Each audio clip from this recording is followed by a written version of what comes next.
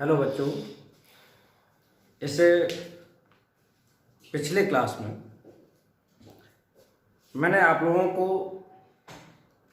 ग्राम atomic मास, जो बहुत ही important chapter है, मोल कॉन्सेप्ट, और मोल कॉन्सेप्ट में मैंने आप लोगों को बताया था कि मोल क्या होता है और इसके अलावा मोल की वैल्यू क्या होती है, ग्राम एटॉमिक मास क्या होता है या एटॉमिक मास क्या होता है, इसके बारे में बताएंगे। तो आप लोग कॉपी और पेन लेकर बैठिएगा और साथ साथ हमारे साथ साथ नोट करते जाइए कि अगर आप नोट करते जाएंगे तो वो चीज़ें ज़्यादा तैयार रहती हैं और जितना ज़्यादा रिटन प्रैक्टिस होती है उतना ज़्यादा तैयार रहता है। इसलिए आप लोगों को क्या करना है कि अब मोल कॉन्सेप्ट का जो नेक्स्ट आने वाला जो टॉपिक है, इसमें आप लोगों को हम बताएंगे ग्राम मॉलिक्यूलर मास। क्या आपको पढ़ना है? ग्राम मॉलिक्यूलर मास। अच्छा, इसको शॉर्ट में बोलेंगे GMM। क्या बोलेंगे? GMM, ग्राम मॉलिक्यूलर मास। तो जैसा कि पिछले वीडियो में आप लोगों को बताया गया था कि ग्राम एटॉमिक मास क्या होता है या एटॉमिक मास क्या होता है, ऐसे ही मॉलिक्यूलर मास मीन्स मॉलिक्यूल का मास। Molecular mass means molecule. अब मॉलिक्यूल्स क्या होता है वो भी समझ लीजिए। तो सबसे पहले हम बात कर लेते हैं कि मॉलिक्यूल। मॉलिक्यूल का मतलब क्या है? मॉलिक्यूल मीन्स अणु, मीन्स इसका मतलब हो जाएगा group of atoms. Group of atoms, group of atoms, इसको हम क्या कहते हैं? मॉलिक्यूल कहते हैं। परमाणुओं के समूह को क्या कहते हैं? मॉलिक्यूल कहते हैं। और मॉलिक्यूल का जो वजन आता है, मॉलिक्यूल का जो वजन आता है उसको हम क्या कहते हैं? उसको हम कहते हैं मॉलिक्यूलर मास। वो मॉलिक्यूलर मास कहलाता है। और उसके बाद में अगर हम मोलर मास की बात करें तो वो क्या आ जाएगा? वो ग्राम मॉलिक्यूलर मास आएगा। तो ग्राम मॉलिक्यूलर मास का मतलब हो जाएगा, इसमें हम GMM की बात करें कि means mass of one mole of molecule, mass of one mole of molecule is called क्या कहलाएगा? ग्राम मॉलिक्यूलर मास। इसको GMM बोले कि एक मोल अणुओं का जो द्रव्यमान होगा वो क्या कहलाएगा? ग्राम मॉलिक्यूलर मास कहलाएगा। ग्राम अणु द्रव्यमान या ग्राम आणविक द्रव्यमान, ऐसे कह सकते हैं। तो ग्राम आणविक द्रव्यमान GMM इक्वल टू, एक इसमें फार्मूला बनेगा जाकर। इसको हम कैसे निकालेंगे? ठीक, अगर हम एक अणु का द्रव्यमान निकालें तो एक अणु का द्रव्यमान हम कैसे निकाल सकते हैं? सपोज दैट पहले हम एक अणु के द्रव्यमान की बात करते हैं कि एक अणु का द्रव्यमान, तो means mass of one molecule. एक मॉलिक्यूल का द्रव्यमान कैसे निकालेंगे? तो एक मॉलिक्यूल का द्रव्यमान मतलब उसमें एक मॉलिक्यूल में जितने न्यूट्रॉन हो और प्रोटॉन हो, जितने न्यूट्रॉन और प्रोटॉन हैं उन प्रोटॉनों का योग तथा उसमें एक न्यूट्रॉन या प्रोटॉन का वजन मल्टीप्लाई कर दें तो एक अणु का वजन आ जाएगा। अभी जैसे कि मैंने बात की हुई थी कि अगर हमें एक परमाणु का द्रव्यमान पता करना है तो एक परमाणु में कितने न्यूट्रॉन अथवा प्रोटॉन है, न्यूट्रॉन और प्रोटॉन टोटल कर लें। न्यूट्रॉन और प्रोटॉन के योग के बाद उसमें क्या करते हैं? एक न्यूक्लियन के वजन से मल्टीप्लाई कर देते हैं। मतलब एक प्रोटॉन अथवा न्यूट्रॉन का वजन एक ही जैसा होता है तो उसमें किस एक से मल्टीप्लाई कर देते हैं। किससे? 1.67 इंटू 10⁻24 से। तो हमारे एक परमाणु का द्रव्यमान आ जाता है। इसी प्रकार से अगर हम ये कहते हैं एक अणु का द्रव्यमान क्या होगा जाता है, तो एक अणु का द्रव्यमान बराबर न्यूट्रॉन प्लस प्रोटॉन, कितने न्यूट्रॉन और प्रोटॉन है, इनटू क्या हो जाएगा? Into mass of one nucleon, एक न्यूक्लियन का वजन। याद है मीन्स इसका मतलब क्या हुआ? एक न्यूक्लियन का वजन मीन्स मास ऑफ प्रोटॉन, या क्या रख दें यहां पर? Mass of neutron. कोई भी एक रख दें। और इसकी वैल्यू कितनी होती है? इसकी वैल्यू होती है 1.67 इंटू 10⁻24 ग्राम। तो मीन्स अगर हम सपोज दैट हम ये कहते हैं कि mass of one molecule of H2, one molecule of H2O, ये हम कहें। अब देखो, तो H2O में हाइड्रोजन में कितना प्रोटॉन होता है? एक प्रोटॉन होता है। हाइड्रोजन में कितना प्रोटॉन होता है? एक प्रोटॉन होता है। और उसके बाद में दो हाइड्रोजन है तो कितने प्रोटॉन हो जाएंगे? दो प्रोटॉन हो जाएंगे। मीन्स यहां पर क्या हो जाएगा? 2 हो जाएगा। प्लस इसमें ऑक्सीजन क्या आ जाएगा? ऑक्सीजन में आपका कितना आ जाएगा? 16 आ जाएगा। मीन्स टोटल न्यूट्रॉन और प्रोटॉन कितने हुए? टोटल न्यूट्रॉन और प्रोटॉन हो गए आपके 16 और प्लस 2।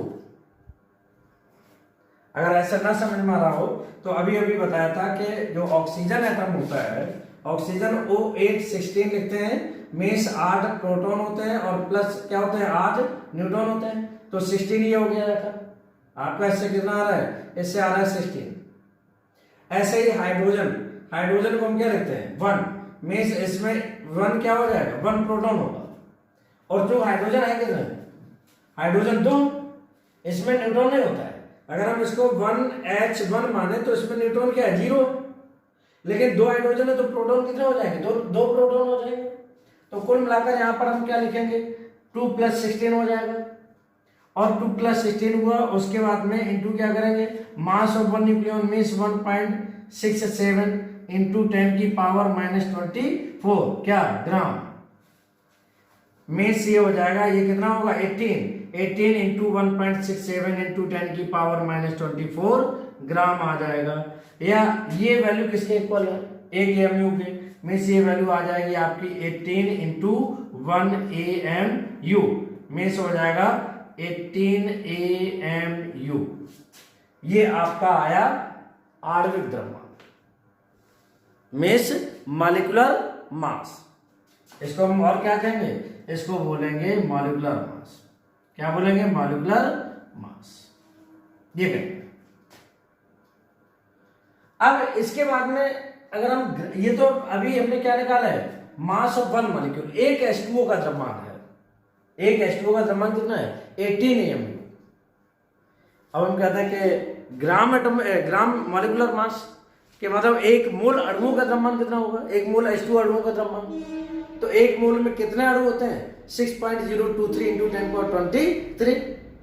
तो अगर इसी का हमें क्या निकालना है? ग्राम मॉलिक्यूलर मास।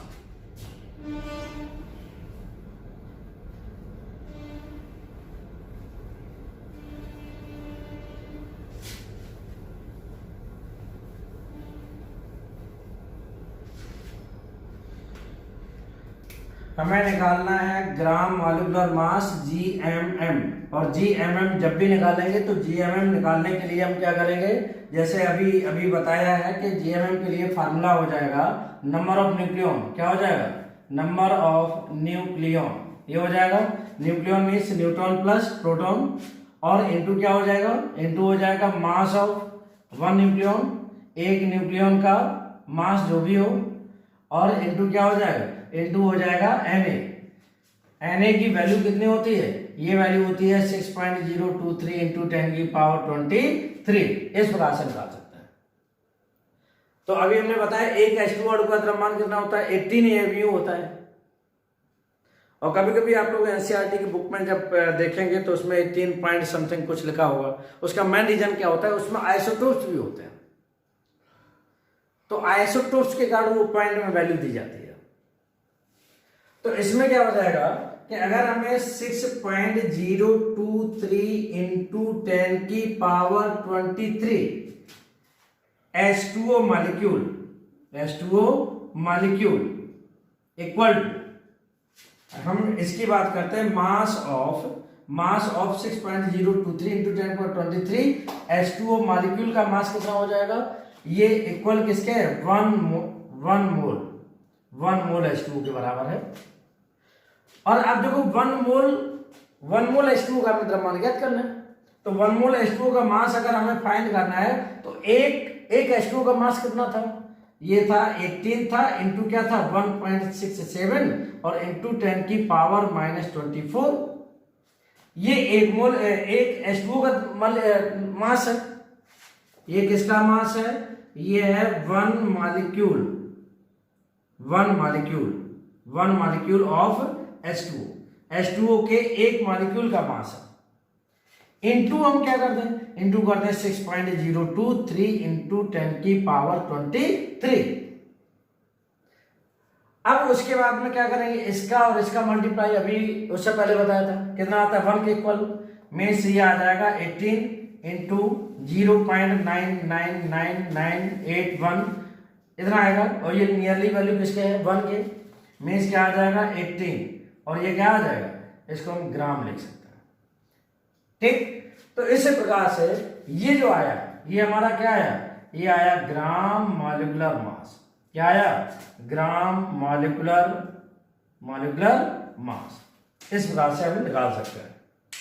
एक बार फिर से समझ लीजिए कि जो H2O है मीन्स फार्मूला क्या बनाया जाकर GMM gram molecular mass equal to, यहाँ पे क्या बताया नंबर ऑफ न्यूक्लियन, तो H2O में नंबर ऑफ न्यूक्लियन कितने हैं 18 इंटू एक न्यूक्लियन का द्रव्यमान कितना है 1.67 इंटू 10 की पावर -24 इंटू क्या है एन मीन्स 6.023 इंटू 10 की पावर 23। अब मल्टीप्लाई कर दीजिए, और अगर हम मल्टीप्लाई करते हैं तो क्या आ जाएगा, ये आ जाएगा 18 इंटू 1 में से आ जाएगा 18, और ये है किसमें, ये ग्राम में है, तो ये क्या आ जाएगा 18 ग्राम। तो इस प्रकार से एक मोल H2O का द्रव्यमान जो होगा, मास जो होगा वो क्या होगा 18 ग्राम हो जाएगा। तो किसी भी जो ये बेसिक कॉन्सेप्ट है ये आपका मेथड के द्वारा बताया गया है, और ये फार्मूले के द्वारा बताया गया किस प्रकार से हम ग्राम मॉलिक्यूलर मास फाइंड कर सकते हैं। अब इसके आगे हम बढ़ते हैं कि किस प्रकार से मोल निकालते हैं और एटॉमिसिटी क्या होती है।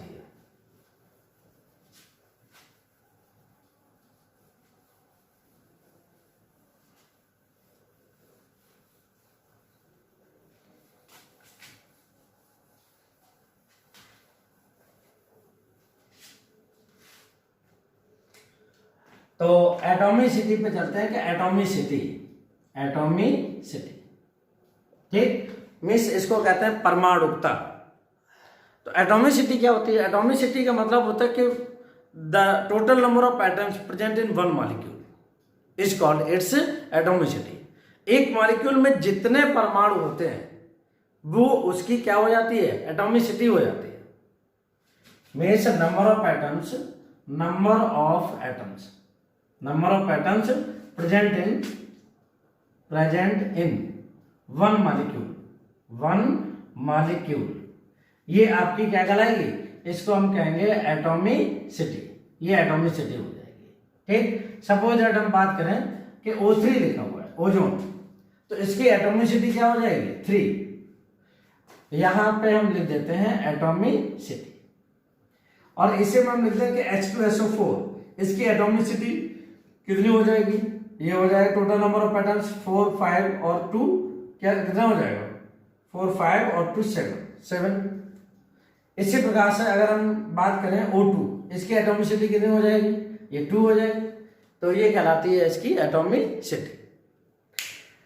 अब इसके बाद में हम आप लोगों के नंबर ऑफ मोल्स की बात करते हैं कि नंबर ऑफ मोल्स किस प्रकार से फाइंड करते हैं।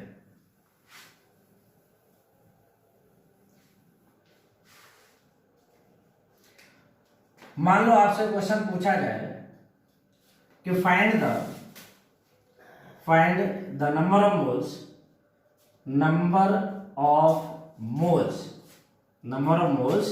इन 64 ग्राम ऑफ ऑक्सीजन।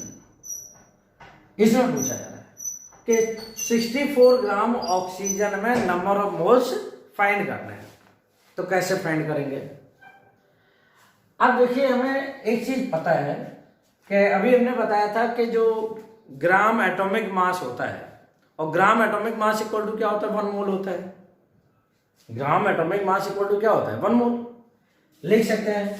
तो ग्राम एटॉमिक मास क्या होता है, gram atomic mass, gram atomic mass equal to होता है 1 मोल। अब ये बताइए कि ऑक्सीजन का जो ग्राम एटॉमिक मास होगा वो कितना होगा, सिंपल सी बात है, ग्राम एटॉमिक मास मतलब number of neutron plus proton, neutron और प्रोटॉन को ऐड कर दें, नंबर ऑफ न्यूट्रॉन और प्रोटॉन को क्या करते हैं, ऐड करते हैं, उसको ग्राम में लिख दें, ग्राम एटॉमिक मास हो जाएगा। मीन्स कितना हो जाएगा, ये हो जाएगा 16 ग्राम, क्या हो जाएगा 16 ग्राम। 16 ग्राम इक्वल टू क्या है 1 मोल के, किसके इक्वल है 1 मोल के। और हमें क्या फाइंड करना है, नंबर ऑफ मोल्स फाइंड करना है। Means 16 gram oxygen, 16 gram oxygen equal to होगा 1 मोल ऑक्सीजन, 1 मोल ऑक्सीजन, इतने बराबर इतना मोल है। तो हमें टू फाइंड क्या करना है, नंबर ऑफ मोल्स फाइंड करना है, किसमें 64 ग्राम में। अब हमें पता है कि 16 ग्राम में कितना मोल है, 1 मोल ऑक्सीजन है, इसलिए क्या हो जाएगा 64 ग्राम में, 64 ग्राम ऑक्सीजन, 64 ग्राम में कितना हो जाएगा, ये हो जाएगा 1 बाई कितना होगा 16 इंटू क्या हो जाएगा 64, इतने ग्राम। मीन्स ये क्या हो जाएगा, इसको कैंसिल कर दीजिए तो ये आ जाएगा 4 मोल, कितना आ जाएगा 4 मोल ऑक्सीजन आ जाएगा। इस प्रकार से हम ये फाइंड कर सकते हैं नंबर ऑफ मोल। ये आपका मेथड होगा यार, ये क्या है मेथड है। अब देखो इसी से फार्मूला बन जाता है, इससे जो है क्या बना जाकर फार्मूला, फार्मूला क्या बना जाकर, फार्मूला बना number of moles, number of moles equal to, ये क्या है गिवन मास, ये क्या है given mass, given mass upon क्या है, ये क्या है, ये आपका है मोलर मास, ये क्या है मोलर मास, ये मोलर मास। तो ये अगर हम लिख दें तो हमें क्या नंबर ऑफ मोल्स फाइंड हो जाएंगे। मीन्स इसको हम शॉर्टकट में ऐसे लिखते हैं कि number of moles small n equal to small w by m dash, ये क्या है गिवन मास है। मीन्स w इक्वल टू क्या हो जाएगा, w इक्वल टू हो जाएगा मास, मास ऑफ सब्सटेंस, पदार्थ का भार, और उसके बाद में m डैश क्या हो जाएगा मोलर मास, क्या हो जाएगा मोलर मास। उसके बाद में n क्या हो जाएगा, n हो जाएगा नंबर ऑफ मोल्स, क्या हो जाएगा नंबर ऑफ मोल्स, मोलों की संख्या। तो किस प्रकार से मोल निकालेंगे, n इक्वल टू क्या होता है w अपॉन m। इसको अगर हम सॉल्व करते हैं इसके द्वारा ये फार्मूला निकलता है कि अगर कोई भी मास दिया गया, कोई भी द्रव्यमान दिया गया और उसके द्रव्यमान उस पदार्थ के द्रव्यमान के अगर हम बटे में क्या करते हैं मोलर द्रव्यमान करते हैं, मोलर मास करते हैं, तो हमें क्या नंबर ऑफ मोल्स पता हो जाएंगे। मान लो इसमें हम क्वेश्चन देते हैं कि किस प्रकार से क्वेश्चंस को सॉल्व किया जाएगा।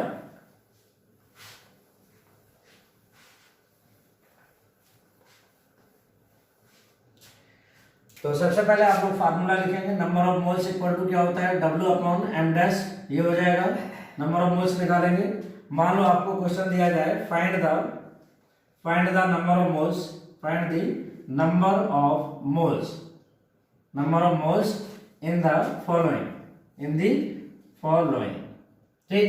मान लो अगर आपको दिया जाए 28 ग्राम नाइट्रोजन एटम्स, ठीक। इसका हमें क्या फाइंड करना है, इसमें नंबर ऑफ मोल्स फाइंड करने।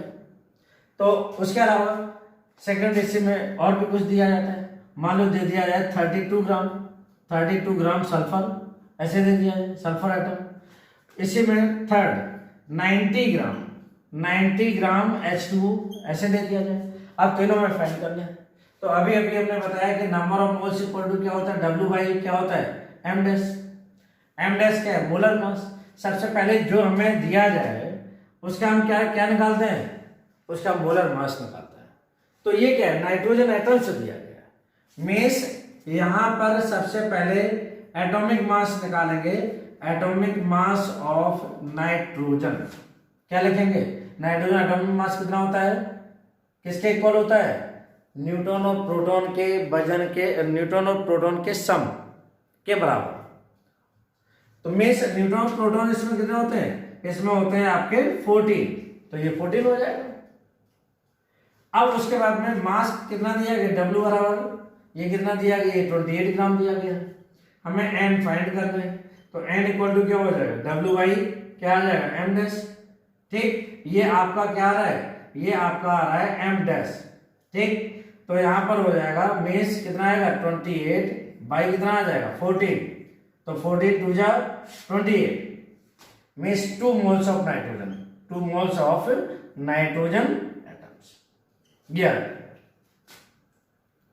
इसी में अगर हम बात करें कि 32 ग्राम सल्फर दिया गया, तो इसको हम कैसे फाइंड करेंगे, तो हमें निकालना है number of atoms equal to क्या हो जाएगा, मास कितना है, मास 32 ग्राम दिया गया है, और इसका molar mass means atomic mass, तो एटॉमिक मास सल्फर का कितना हो जाएगा 32, कितना होता है 32।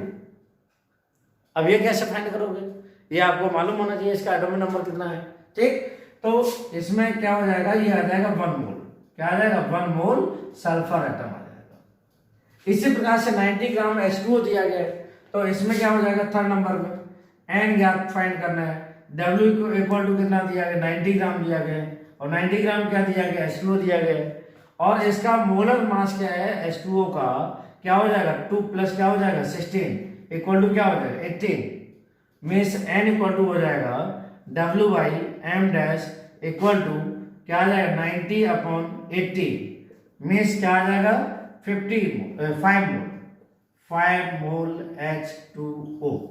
इस प्रकार से ये आप लोग नंबर ऑफ मोल्स और मास में रिलेशन याद रखेंगे, और इसके हो सकता है नंबर ऑफ मोल्स दिए जाएं और मास पूछ दिया जाए कि मास क्या होगा, द्रव्यमान क्या होगा, और या हो सकता है कि मोलर मास फाइंड करने की पूछ दिया जाए, ऐसा भी हो सकता है। तो मुझे लगता है कि आप लोगों को समझ में आ गए होंगे।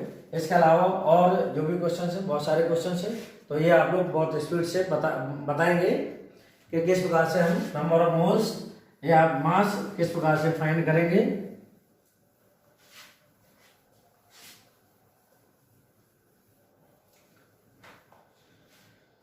मान लो आपको दे दिया जाए 64 ग्राम सल्फर दे दिया जाए। दूसरा मान लो इसी में दे दिया जाए 180 ग्राम ग्लूकोज C6H12O6 ये दे दिया जाए। थर्ड मान लो ये दे दिया जाए 12 ग्राम कार्बन, ऐसे दे दिया जाए। अब इसमें फाइंड करना है, बहुत सिंपल सा है, डायरेक्टली हम बता दे रहे हैं कि number of moles given mass कितना है 64, अब हम सल्फर का एटॉमिक मास कितना होता है, ये हो जाएगा 32, मीन्स कितना आ जाएगा, ये आ जाएगा 2 मोल, क्या आ जाएगा 2 मोल सल्फर।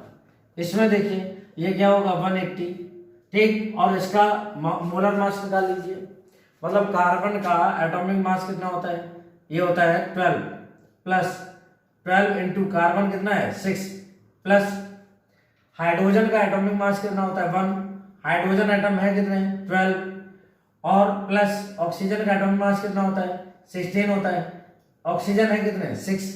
तो इसको अगर हम सॉल्व करेंगे 180 अपॉन इसको सॉल्व करके 180 आएगा, और ये आ जाएगा आपका 1 मोल, और 1 मोल किसका ग्लूकोज का, 1 मोल C6H12 और O6। अब 12 gram carbon means n equal to क्या W by m dash, means W कितना है 12 gram by m dash, carbon atom का मास कितना है 12, क्या आ जाएगा 1 मोल कार्बन, क्या आ जाएगा 1 मोल कार्बन एटम। इस प्रकार से नंबर ऑफ मोल्स और ये मास में रिलेशन हमने जो बताया है उसको आप लोग यूज करेंगे और अपनी कॉपी पर नोट करेंगे। तो ये पहला फार्मूला है, और उसके बाद में कभी कभी क्या होता है नंबर ऑफ मोल्स जैसे दिए हैं, और उसमें हमें क्या ज्ञात करना है, उसमें हमें ज्ञात करना है नंबर ऑफ मोल्स दिए हैं और मास पूछा जाता है कि द्रव्यमान कितना होगा जाकर। मान लो एक क्वेश्चन बताते हैं इसका,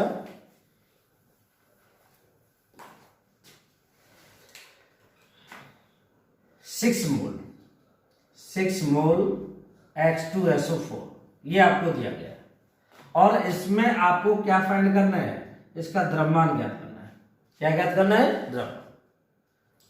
तो 6 मोल H2SO4 का द्रव्यमान अगर हम इसमें रखेंगे बिल्कुल डायरेक्टली आ जाएगा कि हमें पता है कि N इक्वल टू कितना है, 6 मोल है और 6 मोल है क्या, H2SO4 है। जो सब्सटेंस दिया जाए उसका तुरंत मोलर मास फाइंड करेंगे। तो मोलर मास मिस M डैश इक्वल टू क्या हो जाएगा, अगर हम H2SO4 का मोलर मास निकालना चाहें तो हाइड्रोजन का कितना हो जाएगा 1 इंटू हाइड्रोजन कितना है 2 प्लस सल्फर का कितना होता है 32, सल्फर है कितना 1, ऑक्सीजन का कितना होता है 16, ऑक्सीजन है कितने 4, तो ये आपका कितना आ जाएगा, ये 98 आएगा। अब हमें मास फाइंड करना है, मींस W फाइंड करना है और हमें पता है N इक्वल टू क्या होता है W बाई M डैश होता है, मींस क्या आ जाएगा N आपका कितना है 6, W बाई M डैश कितना है 98, मींस W इक्वल टू हो जाएगा 6 इंटू 98, इतने ग्राम बनेगा। इस प्रकार से हम इस फार्मूले के द्वारा मास भी फाइंड कर सकते हैं और नंबर ऑफ मोल्स भी फाइंड कर सकते हैं। इसके बाद में नेक्स्ट आता है कि जैसे कभी कभी क्या करते हैं कि नंबर ऑफ मोल्स और ये मास ये सब दे दिया गया है, अगर मेथड के द्वारा बताया जाए कि मेथड के द्वारा बताइए, ये तो फार्मूले के द्वारा बता दिया गया, इसमें मेथड कौन सा काम करेगा, कैसे हम फाइंड कर सकते हैं कि 6 मोल H2SO4 का मास कितना होगा जाता। अब देखो, अब हम इसका कॉन्सेप्ट बताते हैं कि इसका कॉन्सेप्ट क्या है। अब हमें एक चीज इससे पहले बताया था कि 1 मोल इक्वल टू क्या होता है, molar mass. 1 mole equal to क्या होता है, 1 मोल इक्वल टू होता है मोलर मास या ग्राम मॉलिक्यूलर मास। मोलर मास को और क्या बोलते हैं, इसी को कहते हैं ग्राम मॉलिक्यूलर मास, ग्राम मॉलिक्यूलर मास भी कहते हैं। ठीक, तो 1 मोल अगर हम H2SO4 कहें कि 1 मोल H2SO4, तो 1 मोल H2SO4 का द्रव्यमान कितना होगा या कर मास कितना होगा, 98 ग्राम होगा। कितना होगा, 98 ग्राम। अब हमें पता है कि चूंकि 1 मोल H2SO4 का द्रव्यमान कितना है 98 ग्राम, उसके मोलर मास के बराबर। किसके, जो भी सब्सटेंस दिया जाए, जो भी सब्सटेंस दिया जाए उसका 1 मोल होता है उसके मोलर मास के बराबर होता है। तो इसलिए 6 मोल H2SO4, 6 मोल H2SO4, इसका द्रव्यमान क्या हो जाएगा 98 बाई 1 इंटू क्या हो जाएगा 6, मीन्स क्या आ जाएगा 98 इंटू 6 और ग्राम, इतने ग्राम आ जाएगा। तो ये आपका कॉन्सेप्ट है और ये क्या है, फार्मूला। तो फार्मूले और कॉन्सेप्ट दोनों मेथड के द्वारा हम इसको सॉल्व कर सकते हैं। अब इसी में और भी कुछ क्वेश्चन दिए जा सकते हैं। मान लो सपोज दैट अगर इसी में ये क्या दिया जाए कि find the mass of 3 mole of H2। अभी हम दोनों मेथड से बताते हैं, ठीक है, तो दोनों मेथड से बताते हैं। अब हमें दिया गया N इक्वल टू कितना है 3 मोल, और 3 मोल क्या दिया गया H2O। जो भी सब्सटेंस दिया जाए उसका हम क्या फाइंड करते हैं, मोलर मास। तो अभी मैंने बताया कि find the mass of 3 moles of H2O। 3 mole H2O का द्रव्यमान आपको ज्ञात करना है। तो मोल को हम किसके द्वारा रिप्रेजेंट करते हैं, N के द्वारा। तो N बराबर कितना है 3 मोल, कितना है 3 मोल, और 3 मोल है क्या H2O। जो भी सब्सटेंस दिया जाए उसका तुरंत हम मोलर मास फाइंड करते हैं। तो मोलर मास ऑफ H2O क्या हो जाएगा, मोलर मास ऑफ H2O हो जाएगा, हाइड्रोजन कितना हो जाएगा 2 प्लस ऑक्सीजन कितना हो जाएगा 16, मीन्स कितना आ गया 18। अब पहले हम फार्मूले के द्वारा बताते हैं कि number of moles equal to क्या होता है, मास अपॉन मोलर मास। और हमें फाइंड क्या करना है, मास। मीन्स हमें ये वाला फाइंड करना है। तो W इक्वल टू क्या हो जाएगा, n into M dash, means n आपका कितना है, n है आपका 3 मोल, इंटू एम डैश कितना है 18 है, इक्वल टू कितना आ जाएगा 54 ग्राम। क्या आ जाएगा 54 ग्राम H2O। ये आपका फार्मूले के द्वारा बताया। अब हमने नहीं इससे नहीं बताई, हमें तो मेथड के द्वारा बताना है। तो अगर हमें मेथड के द्वारा बताना है बाय मेथड, तो मेथड के द्वारा अभी हमने बताया क्या कि 1 मोल इक्वल टू क्या होता है, मोलर मास। क्या होता है, molar mass. 1 mole equal to, तो 1 मोल का जो भी मास होता है वो मोलर मास के बराबर होता है। तो अगर हम कहें कि 1 मोल H2O, क्या कहें 1 मोल H2O इक्वल टू एक H2O का मॉलिक्यूल का मोलर, 1 मोल H2O का मोलर मास कितना होता है 18, क्या 18 ग्राम, 18 ग्राम। इसलिए 3 मोल H2O का नंबर 3 मोल H2O, ठीक। मीन्स ये हम लिखेंगे कि mass of 1 mole H2O equal to इतना, इसलिए 3 मोल H2O क्या हो जाएगा 18 बाई कितना 1 इंटू क्या हो जाएगा 3, मीन्स ये आ जाएगा 54 ग्राम H2O। तो इस प्रकार से ये मेथड आपका होगा कि मेथड के द्वारा हम कैसे सॉल्व करते हैं, और ये क्या फार्मूला। तो मुझे लगता है फार्मूला ज़्यादा सरल रहेगा आप लोगों के लिए, लेकिन मेथड भी आना चाहिए। अगर मेथड आता है या कॉन्सेप्ट अगर आपको आ रहा है तो फिर उससे अच्छा और कुछ हो नहीं सकता है। इसलिए कॉन्सेप्ट जरूर समझिएगा। कॉन्सेप्ट अगर आ गया तो मेथड तो ये फार्मूले तो अपने आप आ जाएंगे। अब इसी में और भी आगे बढ़ेंगे।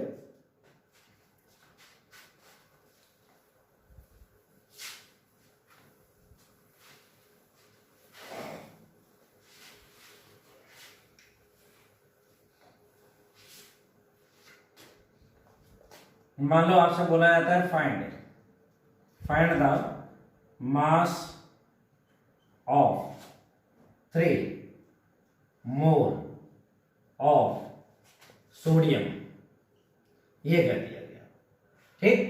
तो अब हम क्या करेंगे, n equal to W by M dash.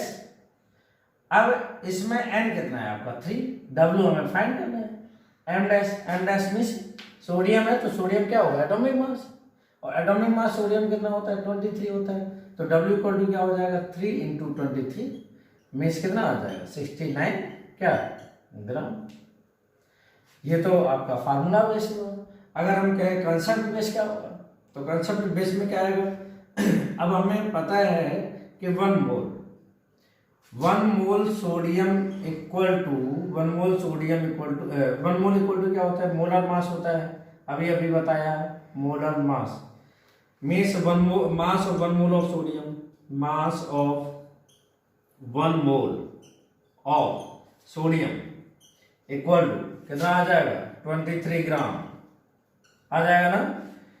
इसलिए क्या हो जाएगा 3 मोल मास ऑफ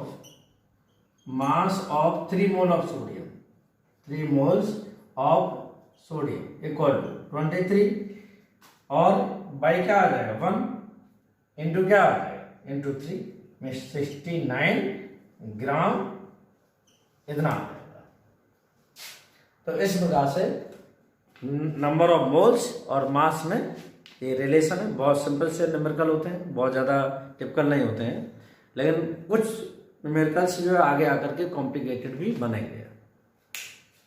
और ये मेरा वीडियो आप लोग देखते रहिए और इसको शेयर करते रहिए, सब्सक्राइब करते रहिए, और आगे अपने मित्रों को शेयर करें और आगे भी बढ़ाएं। Thank you.